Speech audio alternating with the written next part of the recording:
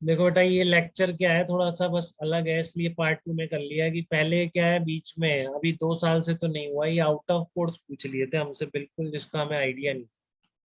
ठीक है ना। इलेक्ट्रोमैग्नेटिक वेव्स में बिल्कुल ही अलग जाके उसने क्वेश्चन पूछ लिए।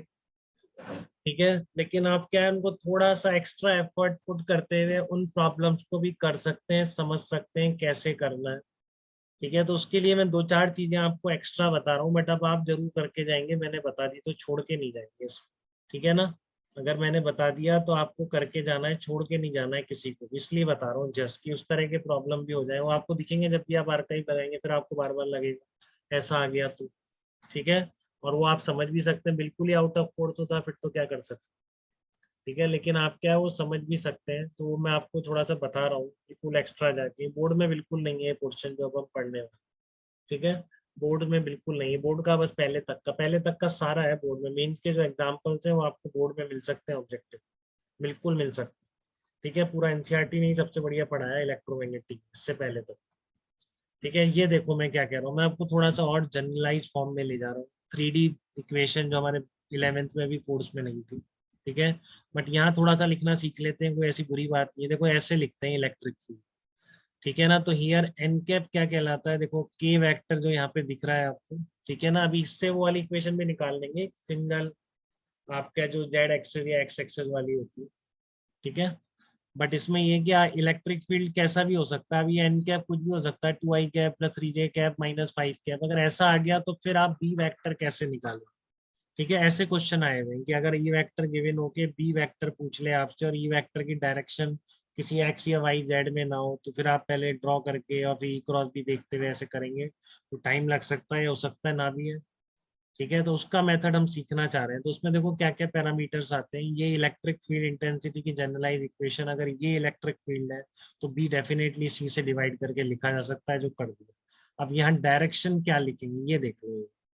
ठीक है, देखो एन कैप क्या है आपके, here N cap is the called the polarisation vector, and direction will be along the direction of electric field. तो हमेशा इलेक्ट्रिक फील्ड की डायरेक्शन वाला जो वेक्टर है, पोलराइजेशन अभी पढ़ेंगे नेक्स्ट चैप्टर ऑप्टिक्स में। ठीक है ना, उससे भी अगले में पढ़ेंगे वेव ऑप्टिक्स में, तब आपको थोड़ा ज्यादा समझ में आएगा, अभी जस्ट ध्यान रखिए, नेम ध्यान रखिए। ठीक है, एन कैप क्या कहलाता है, पोलराइजेशन वेक्टर कहलाता है, और डायरेक्शन इसकी क्या होगी, along the direction of electric field होती है। ठीक है, एन कैप की डायरेक्शन किधर होती है, N cap is called polarisation vector, and direction will be along the direction of electric field. ठीक है, तो आपका यहाँ पर क्या है, के वेक्टर क्या है, k vector is called propagation vector और wave vector, its direction will be along the direction of propagation of wave in the above equation. ठीक है, तो आपने दो वेक्टर सीखे हैं, एक तो N cap which is the unit vector along the direction of E vector, this is also called polarisation vector of the wave. ठीक है, और एक दूसरा वेक्टर आपने सीखा है k vector is called propagation of vector, propagation vector. ठीक है, और जिंदगी भर याद रखो आपका बी वेक्टर किस डायरेक्शन में होता है, के कैप क्रॉस एन कैप की डायरेक्शन में होता है। ठीक है, बी वेक्टर की डायरेक्शन हमेशा क्या निकलेगी, के कैप क्रॉस एन कैप की निकल जाएगी। ठीक है, तो देखो कैसे क्वेश्चन आए, पहले देखो magnitude of K vector will be equal to angular wave number, ये भी ध्यान रख लो, रख सकते हो। ठीक है ना, अब मान लो वेव जेड डायरेक्शन में चल रही है। ठीक है ना, वेव अगर जेड डायरेक्शन में चल रही है तो इक्वेशन ये आएगी वेव। ठीक है ना, के जेड माइनस ओमेगा टी।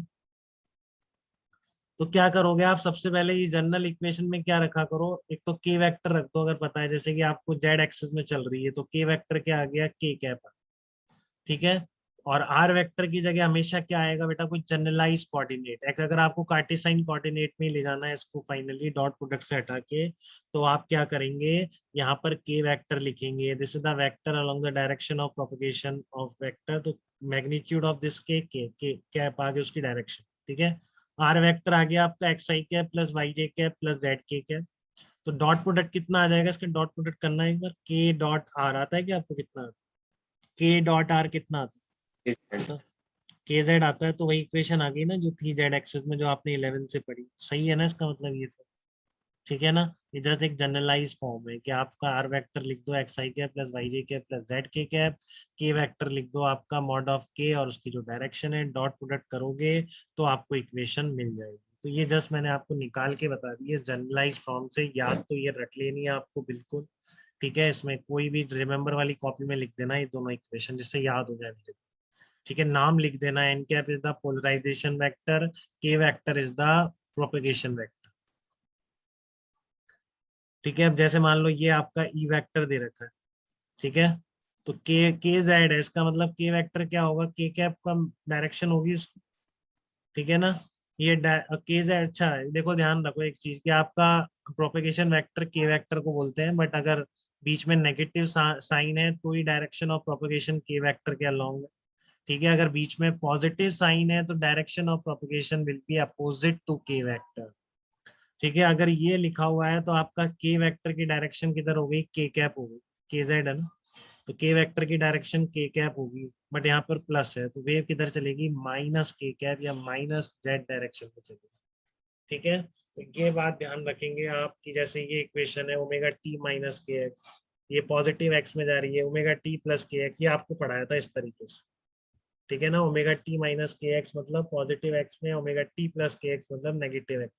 वैसे ही यहाँ पर ये जनरलाइज इक्वेशन बता तो रहा हूँ मैं, बट ध्यान रखना अगर ये माइनस है इसकी जगह प्लस हो गया तो direction of propagation will be क्या हो जाएगी, के वेक्टर के अपोजिट माइनस के वेक्टर के अलोंग, ठीक है। If e vector is this one then b vector will be along minus k cap cross n cap, b vector भी minus लग जाएगा, मैं कह रहा हूँ b vector k cap cross n cap के अलोंग है, बट अगर प्लस आ गया तो minus k cap cross n cap के अलोंग है, ठीक है। डायरेक्शन ऑफ प्रोपगेशन है माइनस के वेक्टर के अलोंग या माइनस के कैप के अलोंग।